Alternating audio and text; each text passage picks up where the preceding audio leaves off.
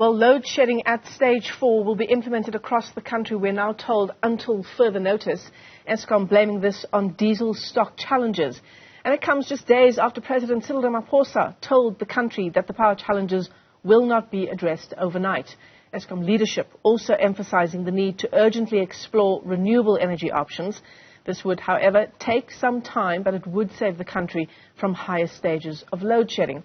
So let's unpack this further. We're joined by Professor Sampson Mamphweli, who is an energy expert. He joins us via our video link this morning. Prof, it's great to have you with us on the program. I mean, this discussion around renewable energy being possibly part of the answer to our energy crisis, we've had it before, certainly over the past few years. What's changed now in this moment? And I suppose, have we made enough progress in getting to where we need to be in terms of renewables? Good morning to you, Michelle, and the viewers. Yes, I think Eskom is saying this in the context that renewable energy projects are quicker to build, and you can build them within budget.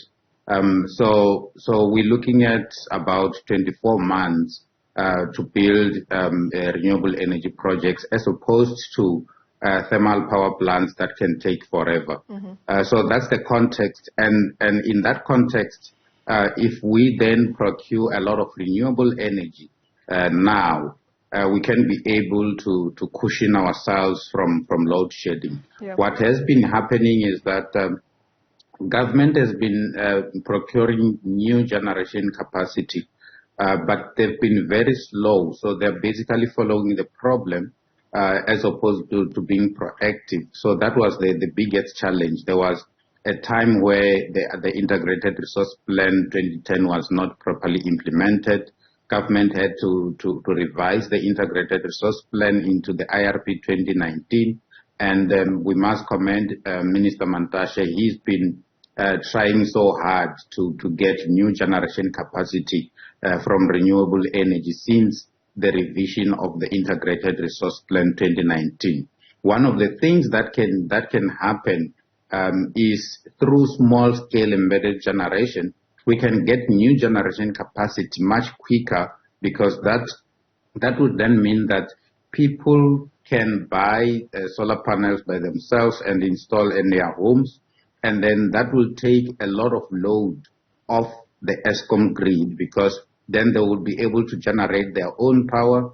They can even have battery storage where they can be independent of the grid. So those kind of interventions can assist, and that needs to come with some form of incentives for those who want to feed back into the grid. So during the day when you're generating more, you can then send to the grid and get incentivized. Right. I mean, Prof, the question is always, when we talk about interventions insofar as the energy crisis is concerned, is, you talk about it taking 24 months to build renewables. Why didn't we do this 5 years ago? So that we would have not been at this stage where we're at now with load shedding stage 4 in play until further notice, for example. Yes, that's why I said government kind of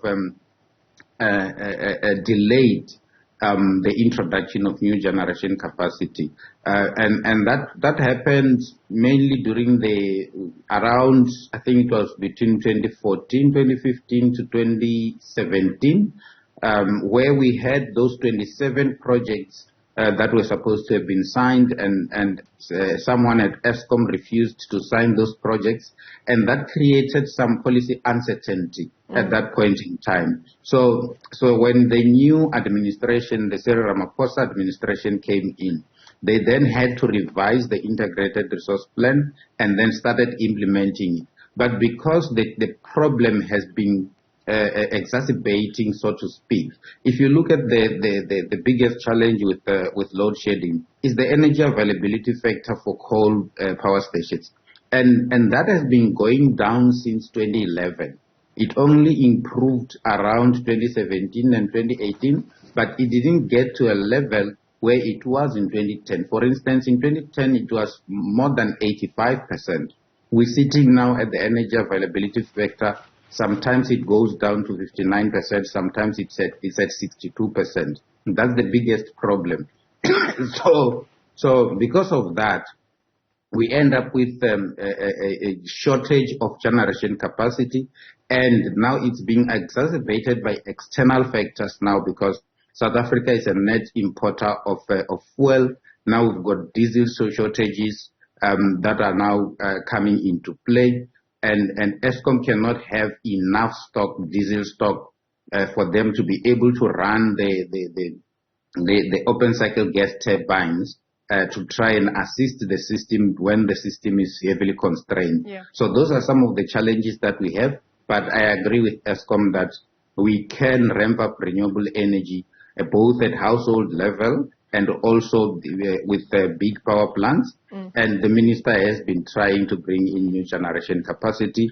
I hope that they sign the 23 new projects under bid window 5 that needs to be signed. I hope they sign those much quicker, so that within the next 3 to 4 months they reach financial close, and then about 24 months from then they could be done building and feeding into the grid. No, Prof, we all hope that that's been signed by now.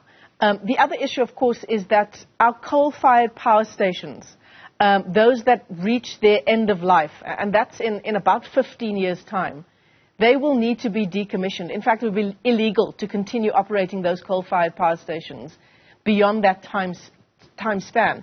15 years sounds like a long time, but we've already had 14 years of load shedding past. It's not that long, Prof, and we wouldn't want to get to a stage in 15 years' time and not be ready for that next step. That's true. And we're talking about 15 years' time. We're looking at a lot of generation capacity. However, there are coal power stations that need to be decommissioned by 2023. There are others that were supposed to have been decommissioned by now.